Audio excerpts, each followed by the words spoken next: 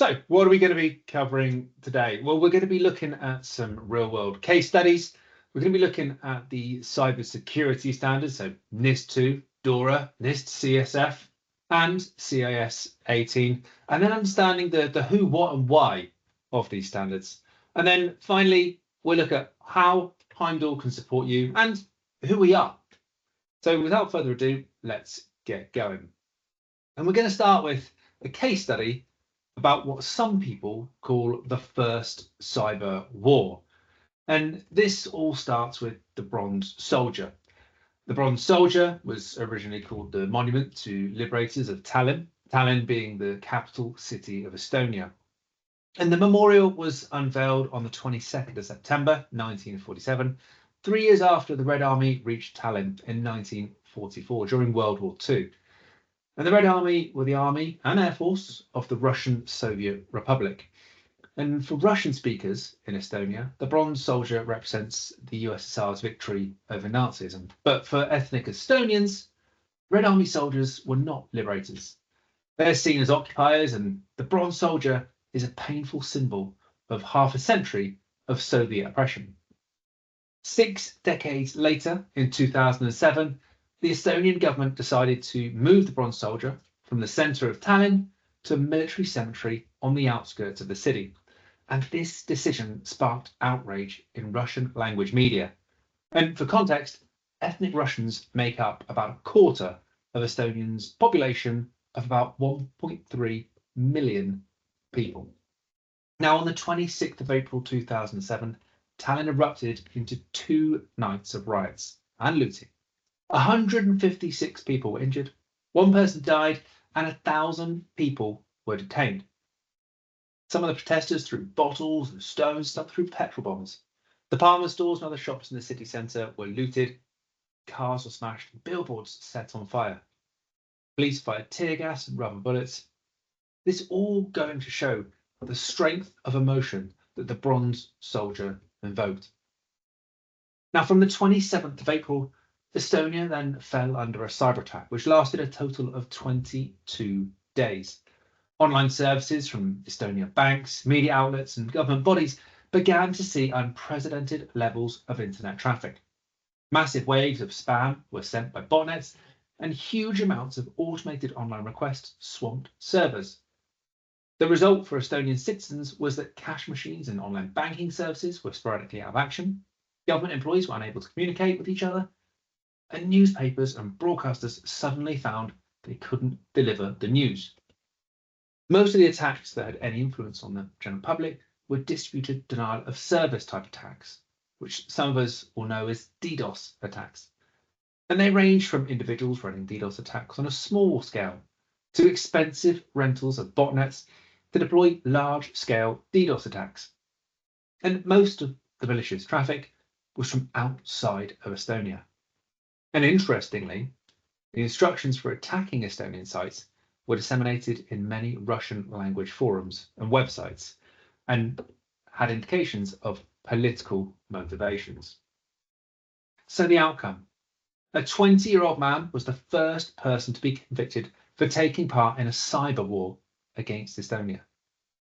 Dmitry Galkevich was fined 17,500 krunes for an attack which blocked the website of the Reform Party, the governing party at the time, and of then Prime Minister Andrus Ansip.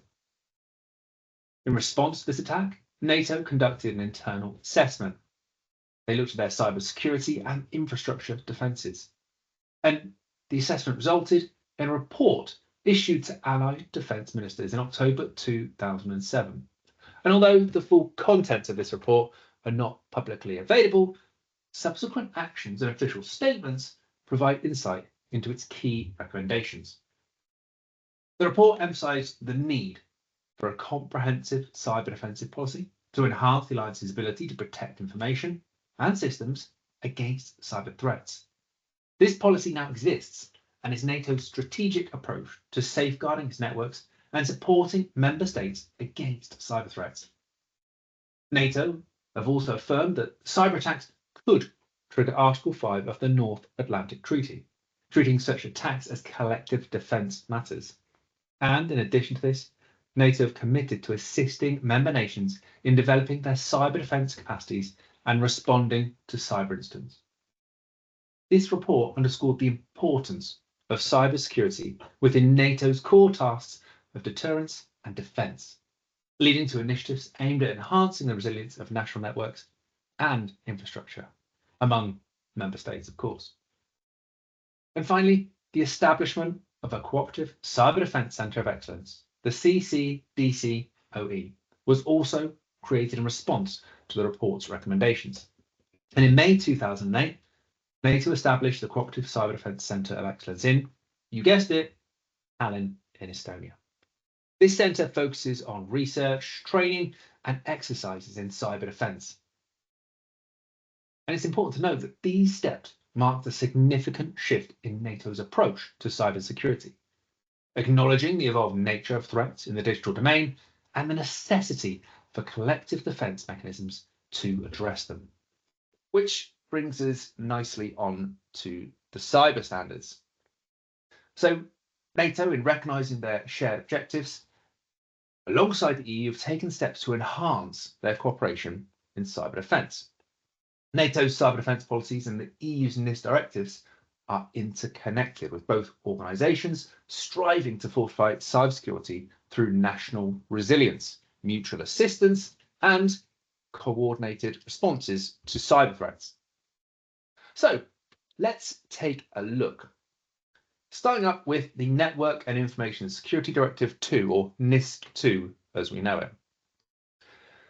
So first up, what is it? Well, NIST 2 is EU-wide legislation. It's aimed at improving the cybersecurity resilience of critical and important entities. Its key features include mandatory risk management, it includes supply chain security, instant reporting within 24 hours, executive accountability, which is a key one, and stricter supervision. And the objective here is to standardise and elevate cybersecurity readiness across the EU's critical sectors. Next up, DORA. So the Digital Operational Resilience Act. And what is this? Well, again, this is EU regulation, but it's focused on ensuring that financial entities can withstand and recover from cyber-related disruptions and threats. And again, the key features of this: risk management, incident classification and reporting, and digital operational resilience testing, as well as third-party management. And the purpose of this is to harmonise cybersecurity and resilience in the EU's financial sector, which includes cloud and software vendors. The NIST Cybersecurity Framework. So what is this? This is a voluntary framework created by the US National Institute of Standards and Technology, NIST. And this is for managing cybersecurity risks. And this is based on 6 core functions: govern, identify, protect, detect, respond, and recover. And the purpose here is to provide a common language and a systematic approach to cybersecurity risk management. And the final area we'll be looking at today is the Centre for Internet Security's 18 controls. And this is a set of prioritised cybersecurity best practices maintained by the Centre for Internet Security, and it's 18 actionable controls like asset inventory, vulnerability management, secure configuration, and incident response, along with many others. And the purpose here is to help organisations harden their systems against the most common and impactful cyber threats. Before we move on, though, to dig deeper into these, I just want to draw a distinction between them. And first up, that is the 2 on the left, so NIST 2 and DORA. These are mandatory, these are compliance standards. So depending upon your business, the industry in, the people that you work with, the people that you serve, where you're located, may dictate if you're mandated to comply to these standards. Whereas if we look to the right of our screen, NIST Cybersecurity Framework and CIS18 controls, these are best practice frameworks, so they're voluntary. Anyone, anywhere in the world can decide they want to work to and apply these standards to their organisations. They're internationally recognised, but nobody is obliged or mandated to complete these frameworks. So what we're going to do now, we're going to dig into NIS2, we're going to dig into DORA, and then I want to talk about a case study that brings together what we've discussed before we then move on to look at NIST Cybersecurity Framework and the CIS18. So when we're considering NIS2, who is actually affected? Well, this directive applies to a broad range of sectors, encompassing both essential and important entities. And there are three factors that define which organisations must comply. And these factors are, first up, location. So if an organisation provides services or carries out activities in any country of the European Union, regardless if they're based in the EU or not, that's box number one ticked. Box number two is size. And this tells us that if an organisation has more than 50 employees and has more than 10 million euros in revenue, that's box number two ticked. And box number three is the industry they're in. And there are 18 industries referenced. I'm not going to call them out today. However, it does include critical industries such as energy, transport, banking, health, and multiple others. But I just want to call out here that NIS2 does break this down further into essential entities and important entities.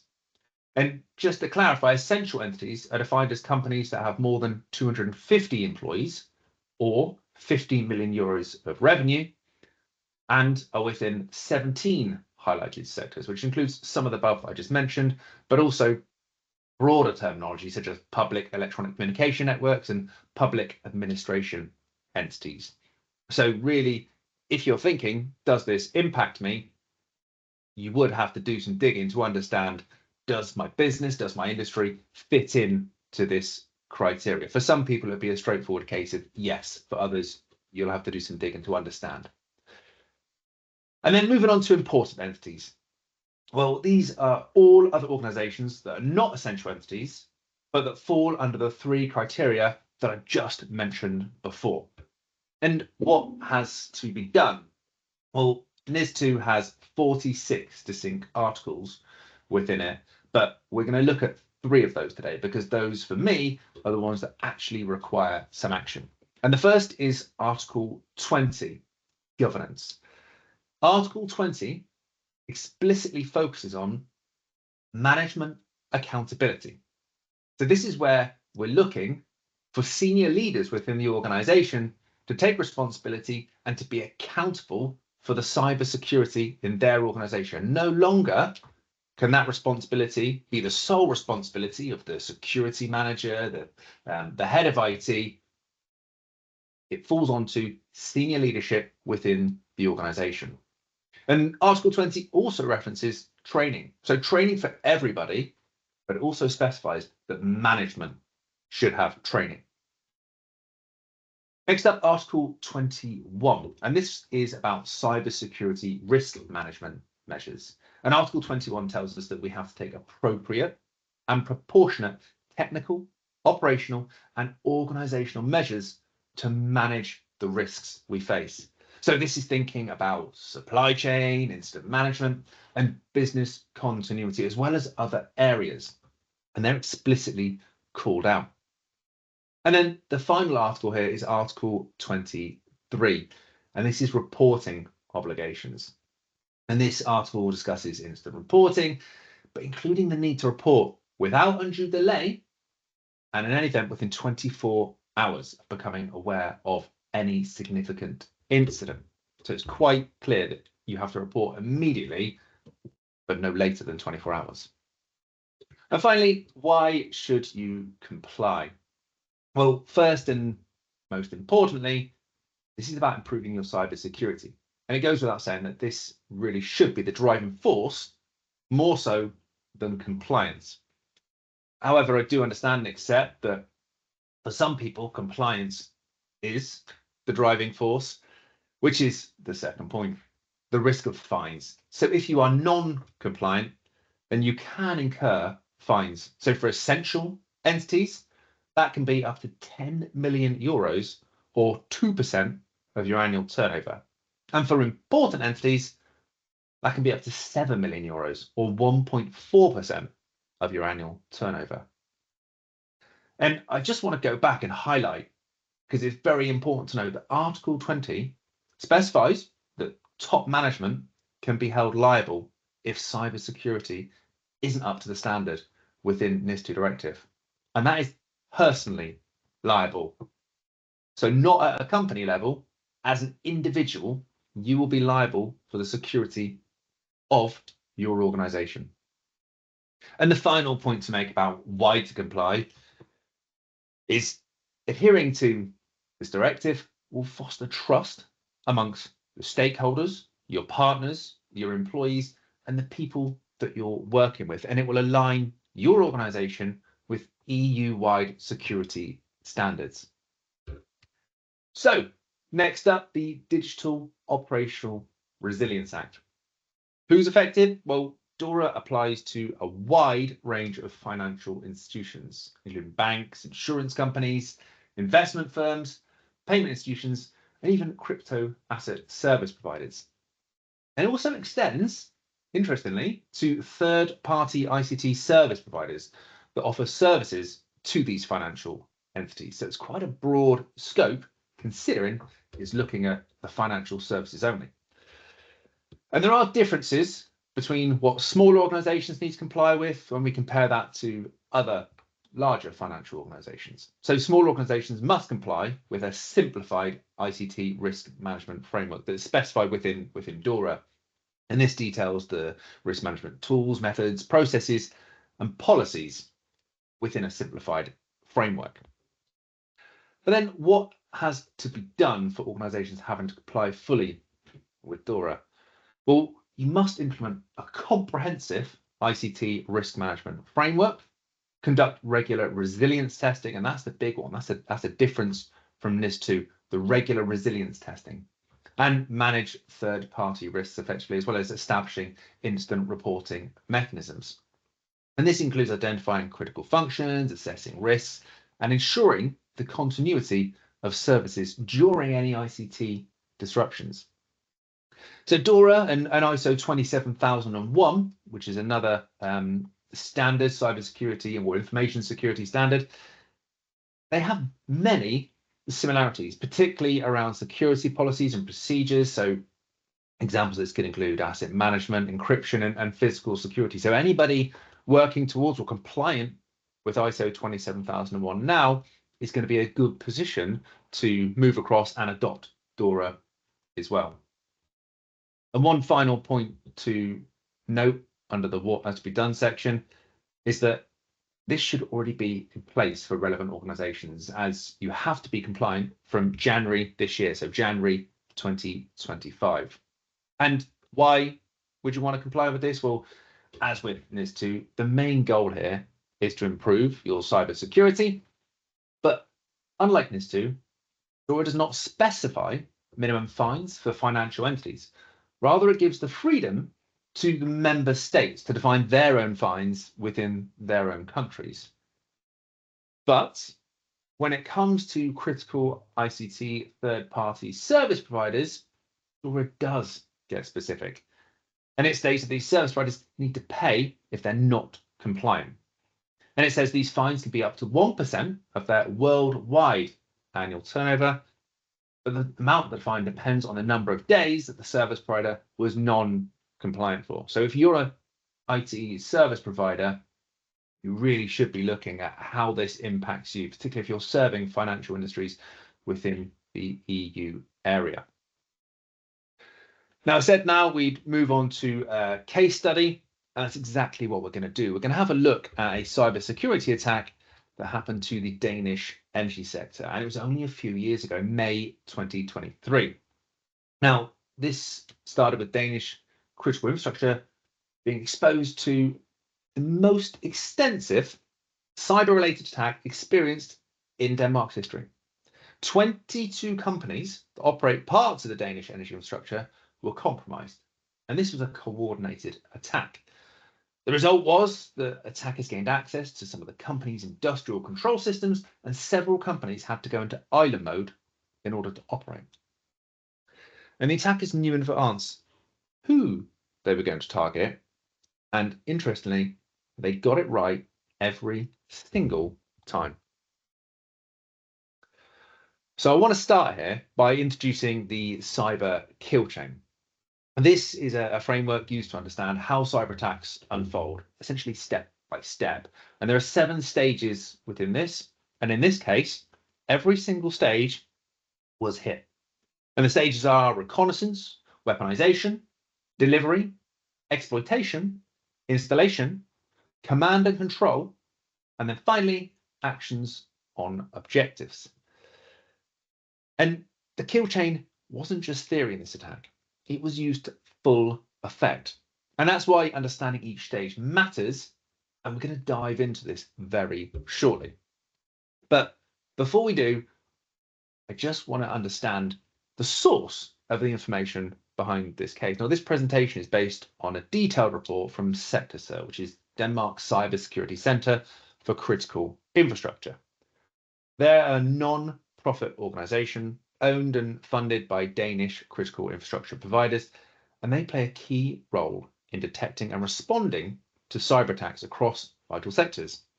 And their report doesn't just tell us what happened, it shows us how, and that's exactly what we're going to unpack today.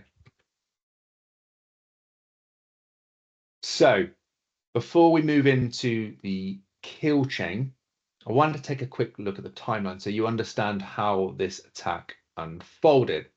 And it spans from April the 25th to June the 2nd, 2023. And everything escalated rather quickly, as you'll hear now. So April the 25th, Zyxel publicly disclosed a critical fireware vulnerability. Zyxel were the owners of these firewalls. They declare a vulnerability. And just a week later, and this is important, just a week later, on the 1st of May, Sector issued a warning urging members to patch that vulnerability immediately.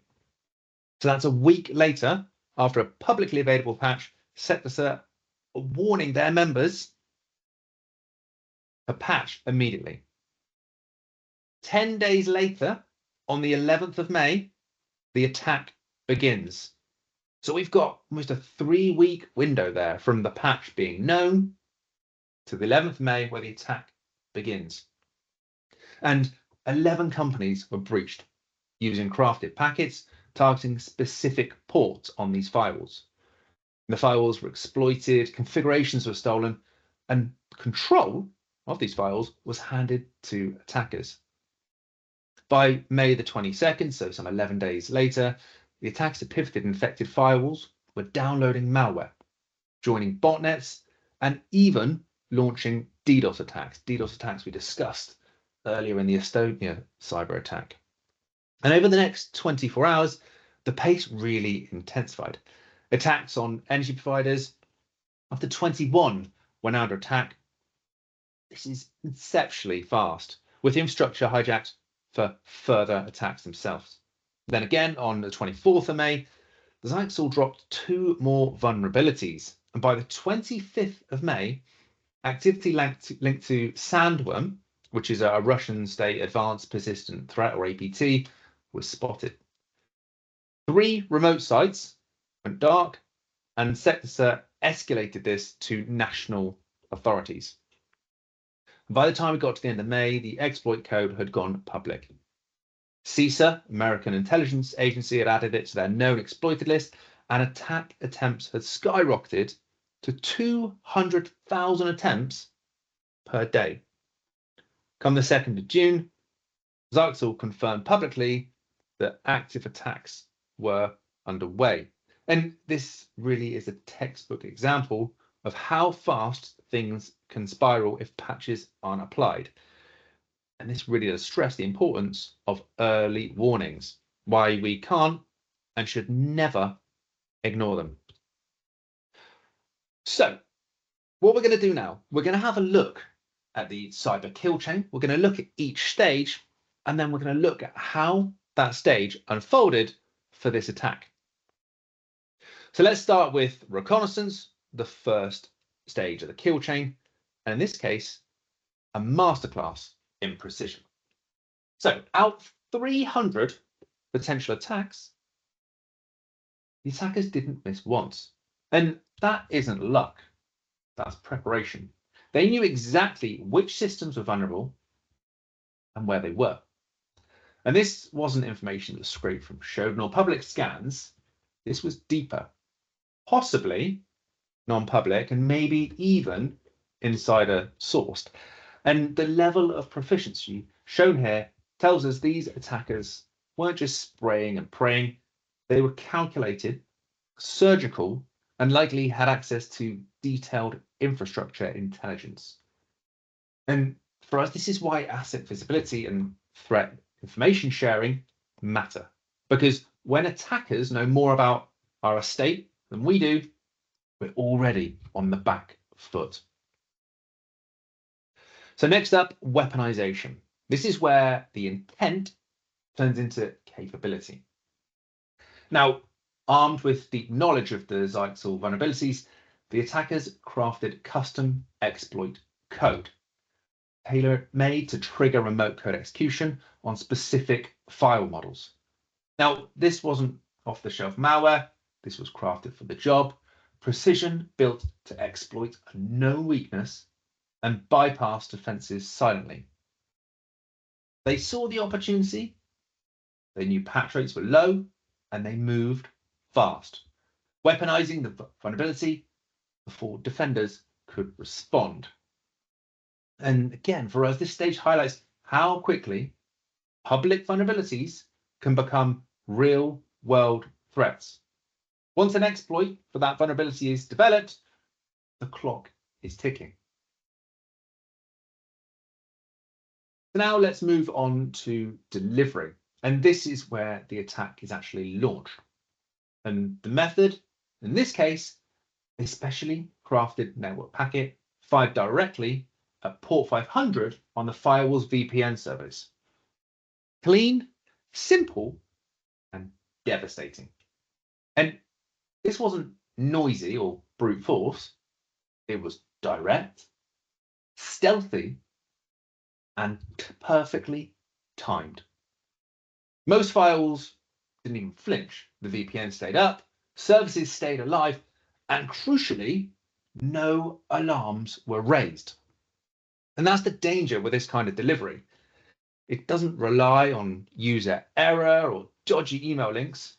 It's just a quiet packet aimed at the right port, slipping under the radar. And as we're seeing, it worked. And now this is where the real damage begins: exploitation. Once the crafted packet hit its mark, the firewall didn't just process it, it followed instructions, reaching out to an attacker-controlled server and then executing additional code. And this was the moment of the breach. The attackers were in. And from here, things spread fast. The exploit automated the process, pulling down payloads and laying the groundwork for full control. No user interaction, no obvious signs, just a silent takeover. And this level of automation made it easy to repeat across multiple targets, fast-tracking compromise before anybody noticed. And now we hit installation, where attackers move fast from access to persistence.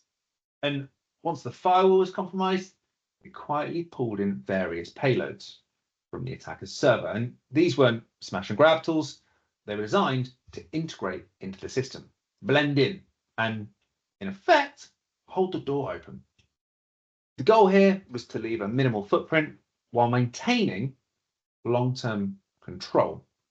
And at this point, the firewall still worked as expected. As I mentioned before, no alarms were triggered. The attackers could operate freely in the background.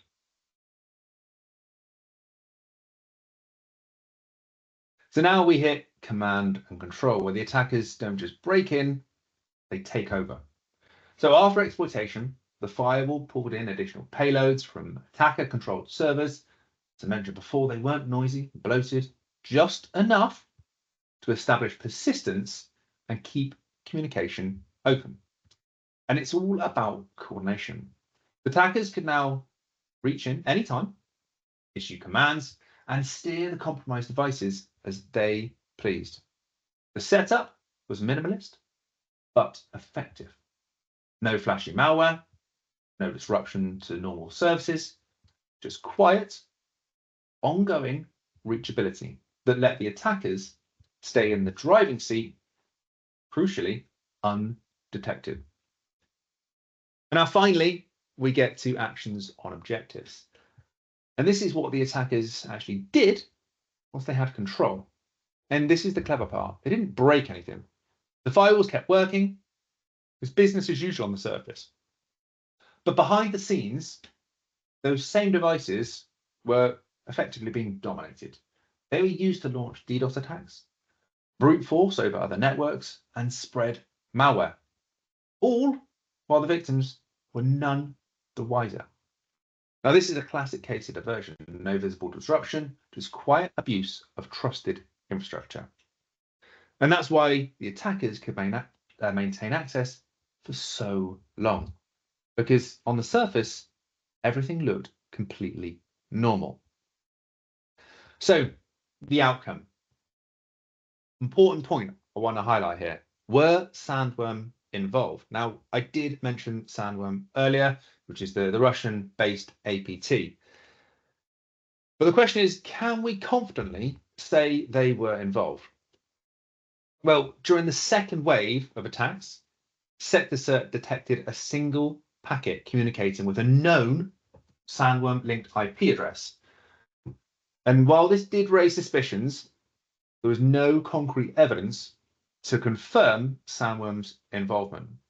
And it's important to highlight SectorCert did note that the cyber attack attribution is notoriously very difficult. And in this case, they were unable to definitively link the attacks to any specific actor. So SectorCert concluded by saying that this was the largest cyber attack on Danish critical infrastructure, and it compromised 22 energy companies. The attackers themselves, they demonstrated thorough preparation, as we just spoke about, and very precise targeting. SectorCert emphasized that without their sensor network and close collaboration with members, suppliers, and authorities, the attacks could have had severe operational consequences. So this showing the benefit of unification of information.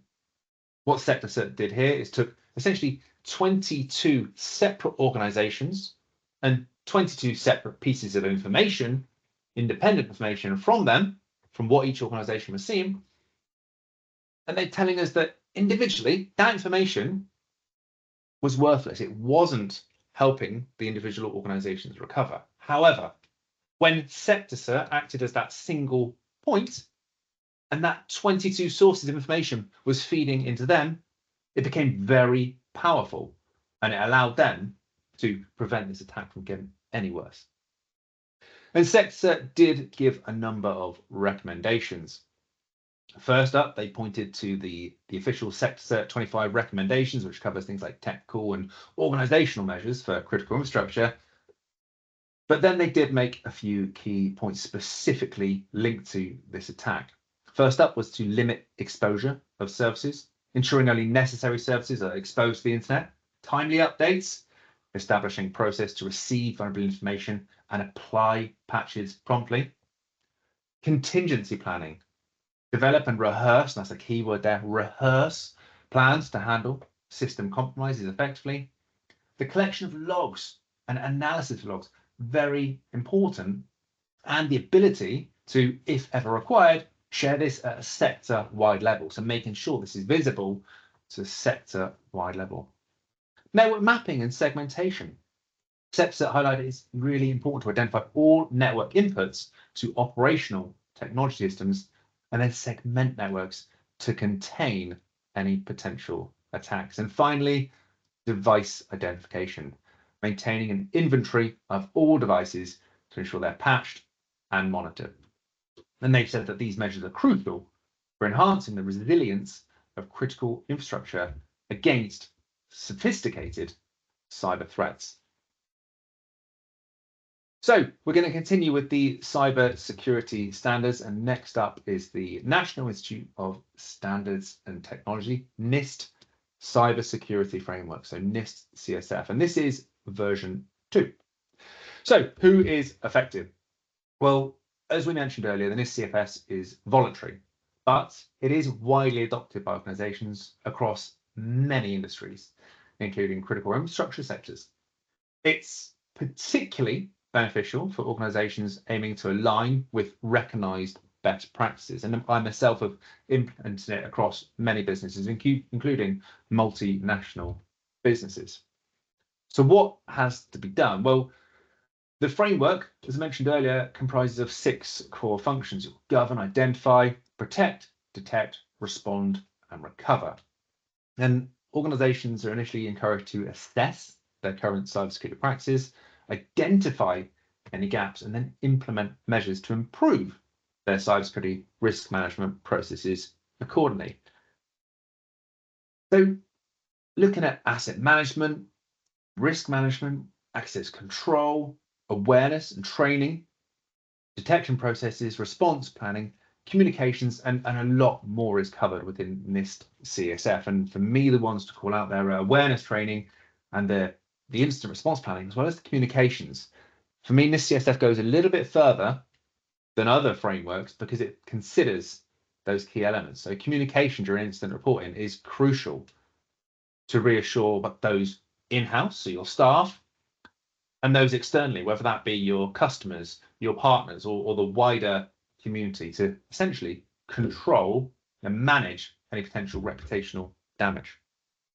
So why would you want to follow something like NIST CSF? Well, this can help organizations proactively manage cybersecurity risks and improve incident response capabilities. And it demonstrates a commitment to ongoing cybersecurity maturity, and undoubtedly will boost confidence amongst your stakeholders internally and externally, and can also be advantageous in regulatory or contractual contexts. And we're seeing now, with supply chain attacks on the rise, larger organizations and industry leads are mandating security controls are demonstrated when you're signing contracts, when you're making those initial partnerships.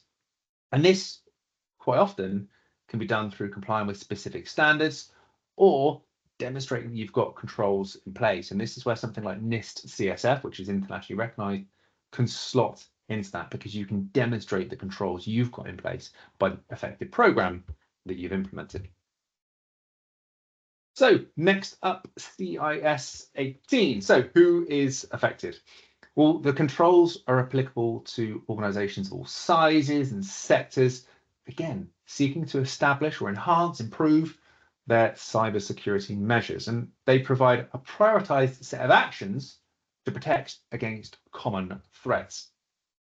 So what has to be done? Well, organizations need to assess their current security posture and progressively implement the CIS controls. And this covers areas such as asset management, access control, vulnerability management, and again, incident response, but also areas that we haven't seen before. So email and web browser protection and penetration testing. And these controls are designed to be adaptable and scalable based upon the individual organization's needs. And just to be clear here, they're a set of prescriptive, prioritized, and simplified security best practices. And they have 3 implementation groups to show organizations which controls are required at varying levels. So for example, implementation group 1 is the first level and is described as the essential cyber hygiene. And things like access management controls would fit under this bill. Some of the actions would include establish an access granting process and require MFA for remote network access, or require MFA for all admin accounts. Really prescriptive, detailed points to allow you to achieve that level, that implementation group. So again, why would you choose this? Well, adopting CS controls helps organizations prioritize their cybersecurity efforts and will, of course, improve your defense against the most common threats. And as we've just discussed, when it comes to the supply chain requirements, CIS18 can be beneficial for compliance with various regulatory frameworks, including two that we've already discussed today, NIS2 and DORA. So this moves me on to who are Heimdal. Now I'm going to give you a very brief history of Heimdal to give you the context of who we are and how we've become what we have today. And this starts in 2011, and for the first time ever, a non-US team wins the Capture the Flag Championship with an innovative idea which revolutionizes DNS security, enhancing any antivirus solution. And the team, you've probably guessed, was Heimdal. So moving forward now to 2014, and Heimdal is praised by the FBI, Europol, and the US Department of Justice in its fight against ransomware attacks worldwide, because Heimdal supported a successful takedown of an organized crime group, Zeus Ransomware. 4 years later in 2018, and we win the title for Anti-Malware Solution of the Year at the Computing Security Awards. The following year, we win Anti-Malware Solution of the Year, Anti-Ransomware Solution of the Year, and Network Security Solution of the Year. And in 2021, we win AI and Machine Learning-based Security Solution of the Year at the Computing Security Awards, and Cloud Delivered Security Solution of the Year at the Network Computing Awards.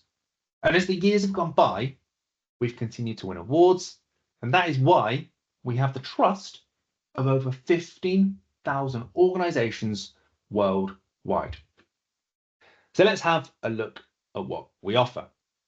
So the state-of-the-art Heimdal security platform provides comprehensive, adaptive security solutions designed to protect against evolving cyber threats.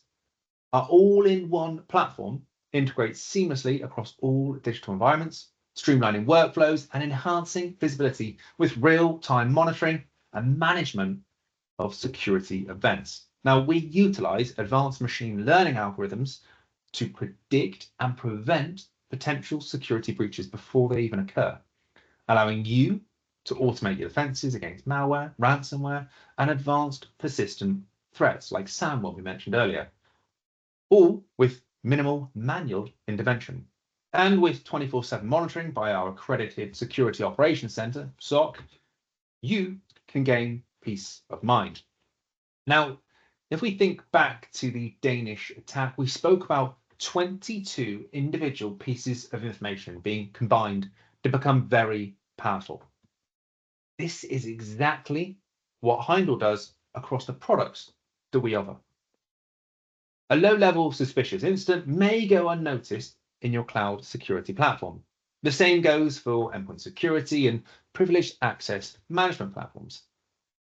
But our unified security platform utilizes an AI security operations analyst to combine that information, and then it becomes very powerful.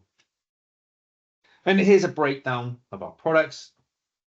And hopefully now you can understand why we have the trust of over 15,000 organizations worldwide.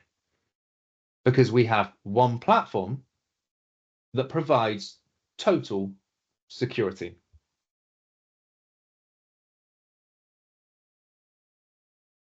So what I'm going to do now is use the cybersecurity kill chain and look at how Heimdal's platform would have handled the attack on the Danish energy sector. So first up, reconnaissance. In the early stages, attackers gather intelligence silently. So to counter this, Heimdal's Threat Hunting and Action Center gives you real-time visibility into unusual activity across the network, helping you identify early signs of probing or scanning. And the proactive threat hunting means you're not waiting for an alert, you're going after the indicators before they escalate. Next up, weaponization. And this is where attackers turn the discovered vulnerabilities into working exploits. Well, Heimdal's patch and asset management steps in here. By continuously scanning for missing patches and pushing updates across the estate, you cut off one of the attacker's easiest wins. Known for unpatched software. Now, we saw that almost 3 weeks passed between the vulnerability being announced by Zaxor, with the patch being made available, and then the attack happening. 3 weeks. That wouldn't have happened with our patch and asset management. So next up, delivery. This is where the exploit is now on the move, typically through crafted packets or even phishing attempts. Heimdal's threat hunting and action center plays a critical role here again, detecting malicious traffic patterns and intercepting payloads before they reach the endpoint. And this really is all about early detection and instant action. Exploitation, this is obviously where the code gets executed and the breach becomes real. Heimdal's XDR, or extended detection response, and SOC services shine here, identifying behavior anomalies and executing playbooks to contain the intrusion. This is your line of defense when prevention fails and response speed matters. Next up, installation. Now the attacker establishes persistence. Heimdal's privileged access management ensures that only authorized users and services can make critical changes. Pair that with application control and you restrict what can run, stopping malware from embedding itself in your environment. Then we move on to command and control, where the attackers communicate with compromised systems remotely. Heimdal's managed detection and response solutions actively detect and disrupt this communication, cutting the attacker's lifeline and preventing them from issuing commands or exfiltrating data.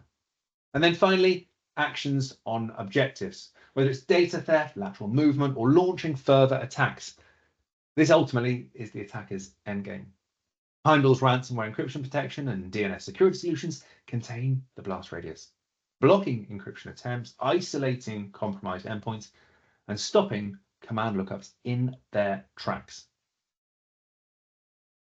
Just to wrap up now then, we've already discussed management are accountable for the cybersecurity of the organizations they lead, and as such, they'll want to see and be reassured of your compliance.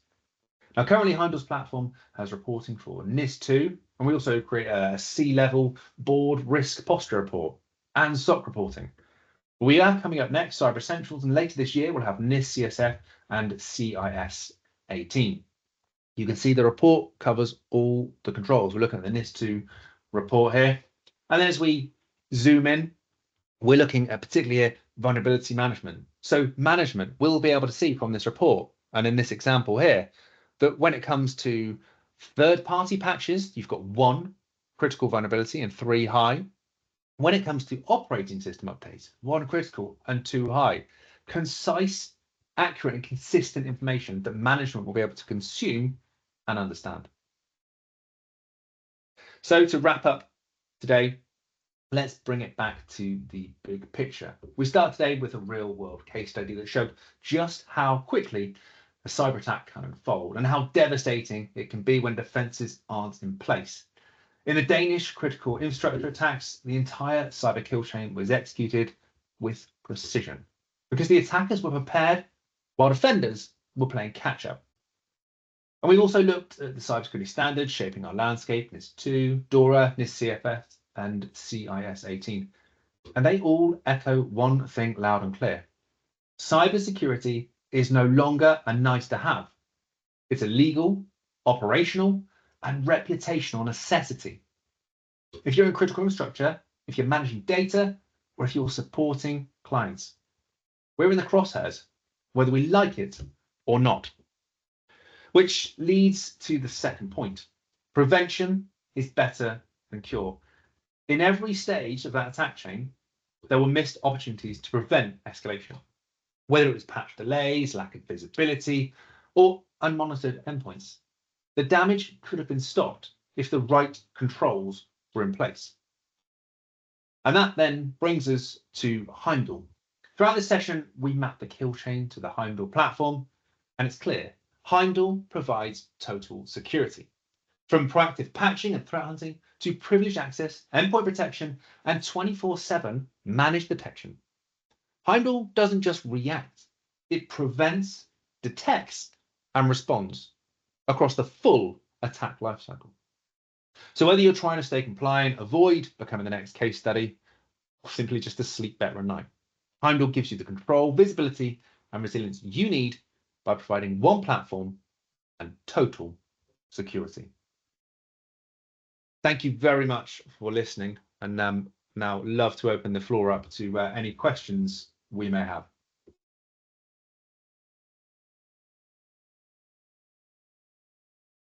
Hi, Adam. Thank you. Thank you for the presentation. I have a question about the product.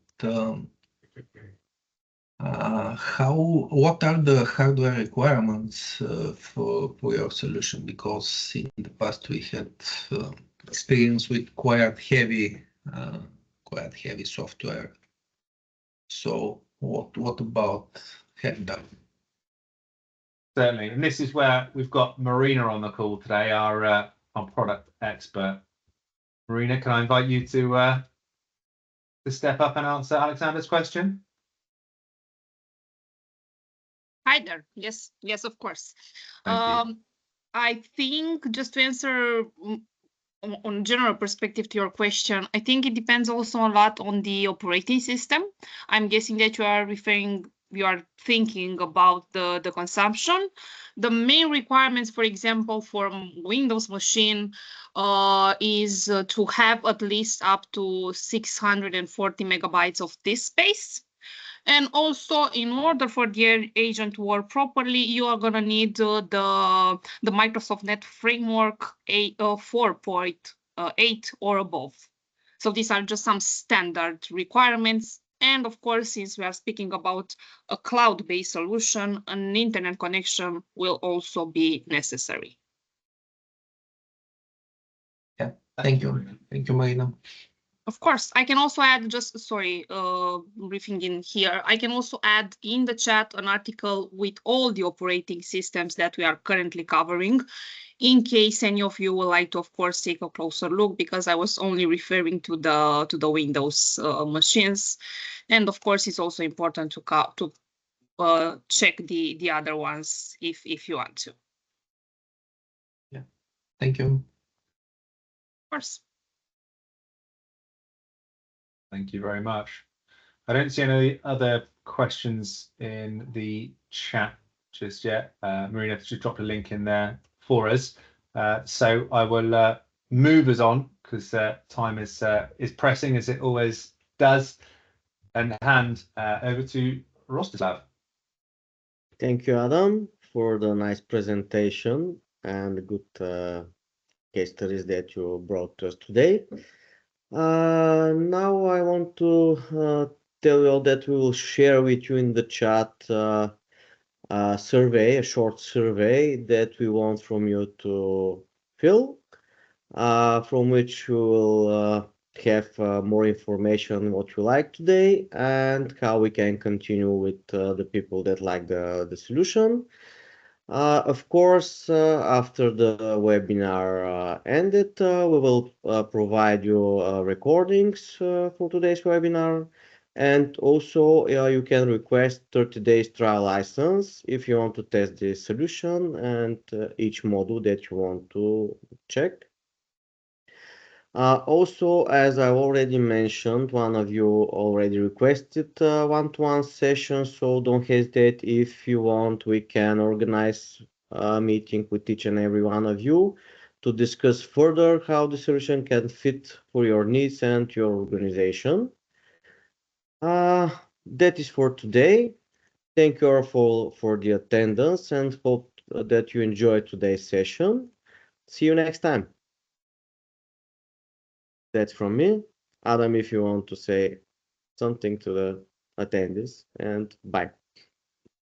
Yeah, thank you very much for your time today. You'll see in the chat a survey. Very much appreciate if you could spend just 2 minutes, if that, completing the survey. We've made it nice and simple, so mainly a couple of clicks. But thank you very much for your time today. And that's the webinar.